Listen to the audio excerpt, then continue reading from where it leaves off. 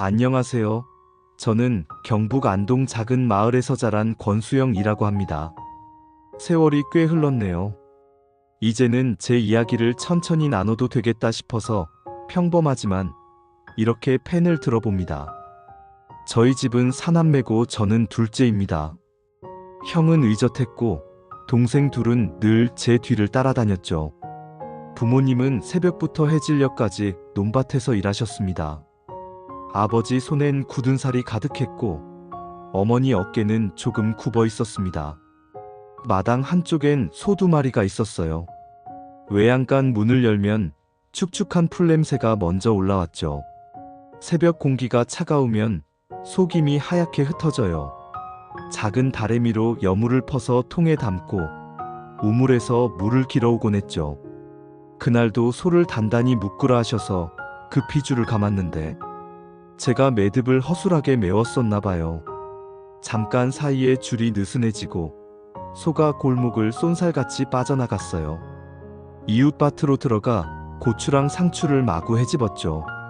어이구야. 아주머니 목소리가 골목을 가득 채웠고 아버지가 달려오셔서 고삐를 잡아 세우셨죠. 저는 고개를 못 들겠더라고요. 집에 돌아오니 아버지가 마루 끝에 앉아 제 손을 한참 보셨어요.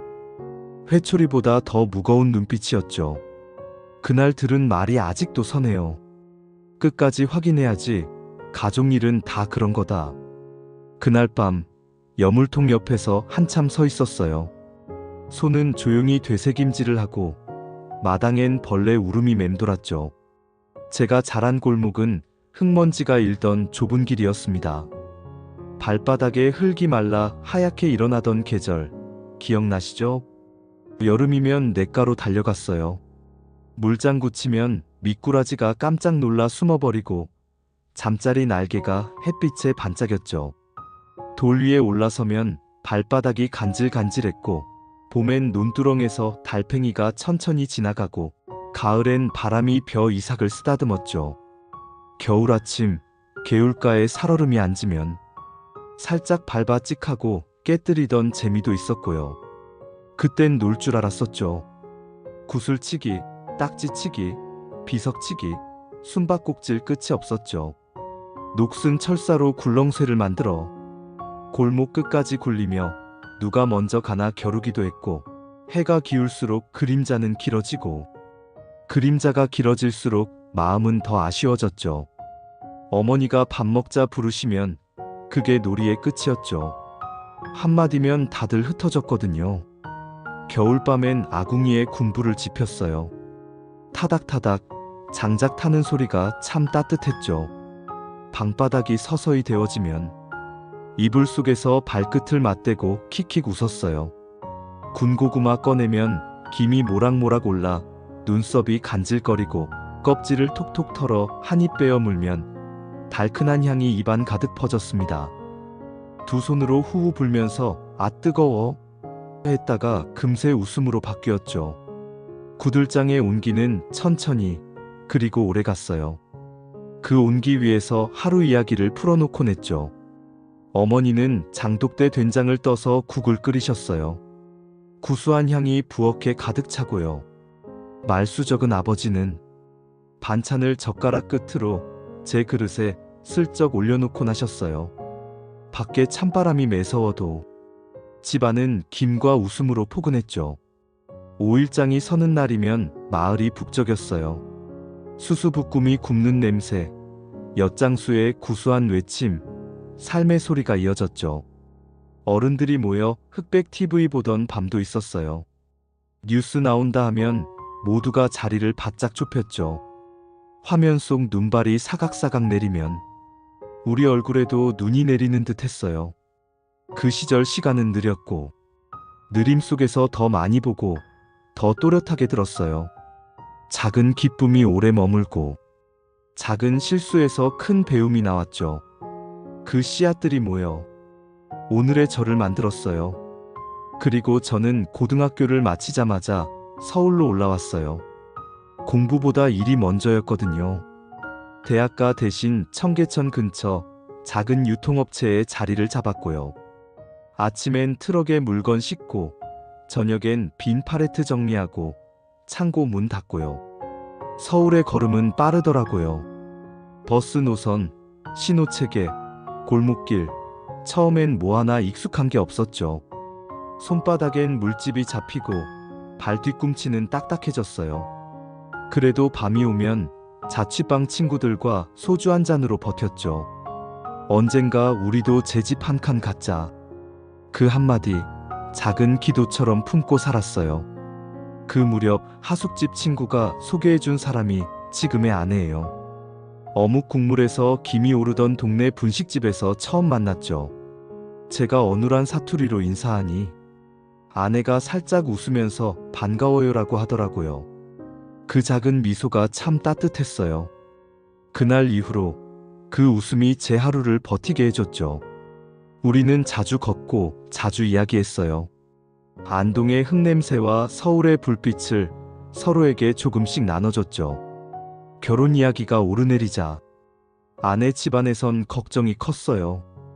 고생이 먼저 보였을 테니까요. 물러서지 말자 마음먹었어요. 말로만 잘하겠다 하지 말고 행동으로 보여드리자고요. 주말이면 처가 근처로 가서 장을 같이 보고 집안 잔손을 봤어요. 헐거운 경첩 조이고 싱크대 밑 닦고 말리고 다시 조여드리고 장모님 친척 댁이 남양주에 작은 밭을 일구셨는데 봄엔 모종 옮기고 여름엔 잡초 뽑고 가을엔 수확 거들었죠. 흙을 만지는 건 제가 제일 자신 있었거든요. 말 대신 땀으로 마음을 전하면 언젠가 닿겠지 싶었어요. 몇 달 지나던 어느 토요일 장모님이 제 손을 살짝 잡으셨어요. 손이 다 갈라졌네, 아팠겠네. 그 말이 조용한 허락처럼 들렸어요. 제 속에서 오래 울리더라고요. 결혼식은 소박하게 올렸어요. 작은 예식장, 가까운 분들, 잔잔한 음악 그걸로 충분했죠. 단상에서 아내 손을 꼭 잡는 순간 세상을 다 얻은 것 같았어요. 신혼은 반지하에서 시작했어요. 여름엔 습기가 차고 겨울엔 보일러가 종종 토라졌지만요. 된장 한 그릇이면 하루가 둥글게 마무리됐어요. 오늘도 고생했어요. 그 말 한마디예요. 얼마 지나지 않아 첫 아이가 태어났고 분만실을 울리는 울음소리에 저는 눈물이 왈칵. 그날 이후 더는 혼자가 아니었죠. 어깨는 무거워졌지만 마음은 더 단단해졌고요. 그러다 1997년 겨울이 왔어요. 뉴스마다 IMF 외환위기를 말하던 때예요. 회사 공지판에 종이 한 장 붙었는데 구조조정 대상자 명단에 제 이름이 또렷했죠. 버스 창밖 네온은 그대로 반짝였지만 제 발밑만 푹 꺼지는 기분 혹시 아실까요? 집에 돌아오니 아내가 물컵을 제 앞에 내려놓고는 괜찮아요. 방법을 찾으면 되죠. 다음 날부터 발로 뛰었어요. 경비, 공사장, 도매시장, 창고, 문은 좀처럼 열리지 않더라고요. 그때 친구가 말해줬어요. 법인 택시부터 시작해볼래? 개인은 힘들고 법인은 교육받고 들어가는 데도 있어. 말처럼 쉽진 않았죠. 자격준비, 건강검진, 적성검사, 교육, 비용도 필요했고요. 밤엔 대리운전으로 길을 익히고 낮엔 상하차 알바로 돈을 모았어요. 테헤랄로 양재, 강변북로 성수대교, 남대문, 시청, 을지로, 동대문, 도시의 뼈대를 몸으로 외웠죠. 부족한 비용은 아내의 작은 적금에서 조금, 친구가 나중에 갚아하고 몇 푼 보태줬고요. 교육장 형광등 아래서 졸음이 올 땐 손등을 꼬집어가며 버텼어요. 떨어지면 다음 달이 막막하니까요. 자격을 갖추고도 회사 문은 쉽게 열리지 않았어요. 경력자가 낮습니다. 사고 내면 곤란해요. 같은 말들. 한참 뒤 성수동의 작은 법인회사에서 전화가 왔어요. 교육 3일, 동승 2일, 야간부터 한번 해봅시다. 첫 동승날 선배가 굵은 손가락으로 지도를 짚어줬죠. 여긴 막히니 이쪽, 자정 넘으면 여기, 새벽 3시엔 저 골목. 미터기, 무전, 응대, 잔돈. 하나하나가 절실했고 동시에 낯설었어요.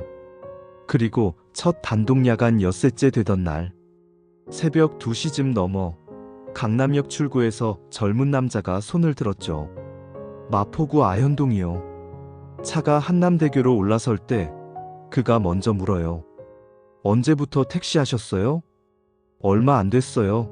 회사 정리되고 나서요. 그가 고개를 끄덕이더니 창밖을 보며 말해요. 우리 회사도 이번 주에 또 줄였어요.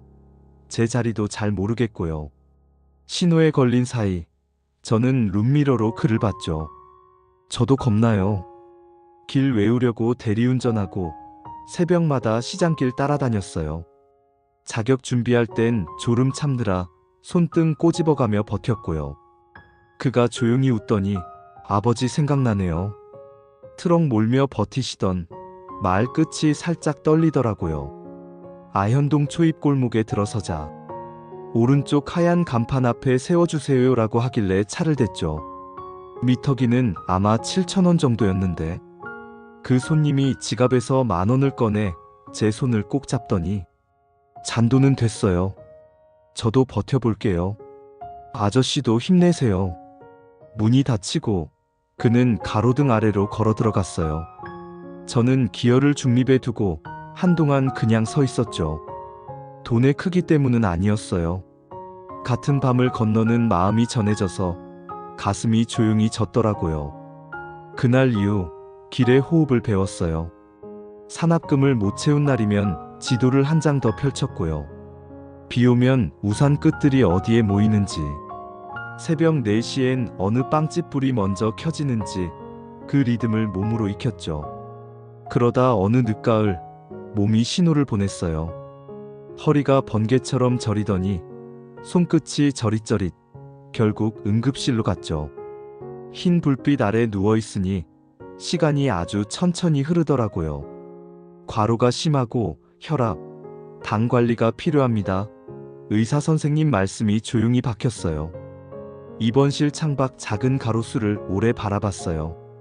바람이 불면 잎사귀가 뒤집혔다가 제자리로 돌아오듯 마음도 그렇게 가라앉더라고요. 아내는 퇴근길마다 들렀고 아이들은 주말에 과일을 한 봉지 사와서 조금씩만 드세요라고 웃었죠. 퇴원 전날 밤 메모장에 다짐을 적었어요. 야간 줄이기, 하루 20분 걷기, 짠맛 단맛 떨기, 다음에요 라고 말하기, 식탁에서 밥 한 끼 온전히 먹기. 대단한 계획은 아니에요.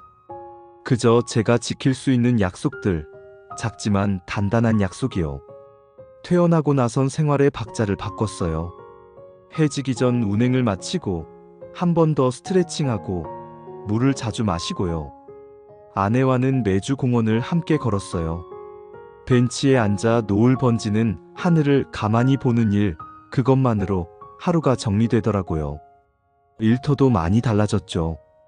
종이 지도 대신 휴대폰 길 안내, 현금 카드에서 QR 간편 결제로 참 빨라졌어요. 그래도 안 변한 게 있어요.